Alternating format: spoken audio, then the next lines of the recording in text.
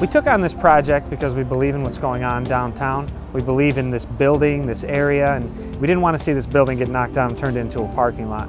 We know that we have what it takes and that we have the vision and the drive to turn this into a living, breathing building again. But when we first got this building, you couldn't come inside without a respirator. The amount of mold and water that was in the air was so thick, it was hazardous. We hired a company called Icy Clean, who's based out of Utica, to dry ice sandblast the inside, which basically kills any organism that it hits because it's so cold. We're at the point right now where the testing has been done and there's less mold inside this building than there is in the outside air. A lot of people are afraid when they hear the word mold. There are many, many different types of mold, and they can grow in cold climates as well as warm climates, which a lot of people assume that it has to be hot, but it actually doesn't. Mold can be found everywhere. There's almost nowhere that you can test and you won't have mold, but it becomes a problem when elevated levels of mold are present. So in this building and in all the mold jobs that we do, we actually have an independent third party come in and they test. They'll test the outside air as a control and they'll test inside the building to tell us what mold spores are there, to tell us some information about that and whether or not they're elevated. After we do the dry ice blasting, we have them come back and provide you with an additional report. So you get a printed out report sent off to a national lab, actually in Florida, so you can make sure that you have fallen back within normal levels. When we're blasting the mold, we're using the correct personal protective equipment. We have professional air scrubbers with HEPA filters, so we're making sure we're bringing in lots of fresh air and we're cleaning all of that air that's being blasted off the wall, all the stuff that's in the air. It's not going into the building, it's not going into the surrounding area, it's all being captured.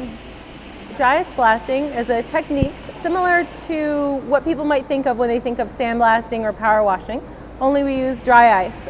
I usually actually compare it to power washing. That's what most people are familiar with. It's the same kind of idea. You're blasting a substance at a surface to clean it. In this case, it's a solid carbon dioxide dry ice, which you're blasting on a surface. And upon contact, the solid turns right into a gas process called sublimation, creates an explosion, which actually dislodges any dirt that's on the surface off of the wall without damaging the wall. Other techniques involve stripping materials, which involve chemicals. Mold remediation often involves chemicals or several chemical processes. This is chemical free. Also, there's no secondary waste. So in things like sandblasting, even if you're using walnut shells or whatever you're using, you're going to have something to pick up. In the case of power washing, you're going to wet whatever it is. This is also dry. It turns right from a solid into a gas, so there's no liquids. You can use it even on electronics. It's also very green. Dry ice that we get is reclaimed from factories that would have put it into the environment. We've been in business about a year. We're locally based in Utica, very proud of that. This job we've been on for 4 weeks. It's a very, very large building and we're covering every inch of it. We have about 2 weeks left, mostly in the basement. In the basement, we have a gym going in, a fitness facility that will be available to the public as well as the tenants in the building, and some office space available. We're moving the offices of our construction company into the basement of this building so we can be closer to downtown. The first floor is going to be all commercial. We have a prospective tenant who we're almost at the point of signing a lease with, who will be taking the side facing Genesee Street, and then we'll have a few spaces available. The second and third floor will all be apartments, urban downtown apartments. We're looking at somewhere between 30 to 32 apartments when we're finished. On the roof, we're actually building a fourth floor onto the building. So we're not actually building on top of the roof, we're building a whole nother structure on top and going right up. So it'll be a true fourth floor where there'll be a restaurant on top. We're building a New England meets upstate New York seafood restaurant. It's going to be on the roof of this building, the new fourth floor. We're looking at about 8,500 square feet with a 3,000 square foot terrace. The terrace is going to overlook the entire city. It's an amazing panoramic view of the city. It's going to be seafood primarily, but it'll have a Utica twist to it, so it should be interesting. We anticipate by the end of this project we'll have over 30 to 35 jobs between the restaurant and the actual building maintenance and supervision. Well, you know, a common theme that we're trying to do with this project is being able to give back to the community, being able to give back to the environment. We are recycling as much as any raw materials that we can inside this building. Any marble that is salvageable will be used throughout the building, our new lobby, throughout the restaurant. Any metals that we've been able to recycle will be reused throughout the building. And you'll see that same theme going throughout the entire project.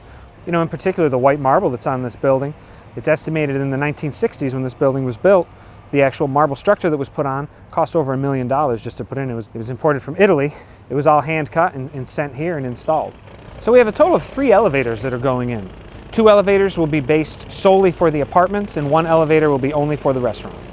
A huge point of difference between our apartment complex that we're building here and other loft apartments in downtown Utica is that ours is going to be the complete package. Everything from living, working, and downtown walking. We'll have a fitness center on site.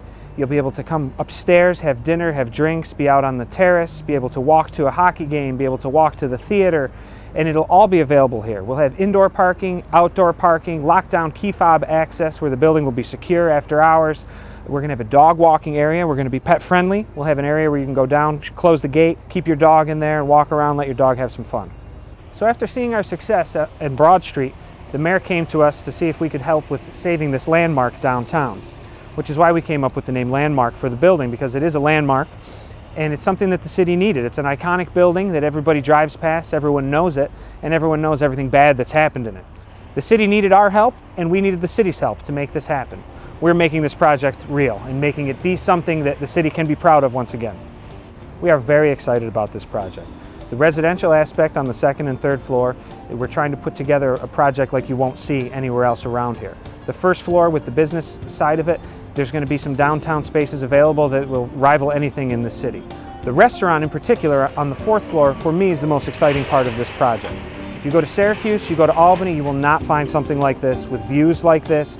Between the menu and everything we're putting together, it's going to be extremely unique.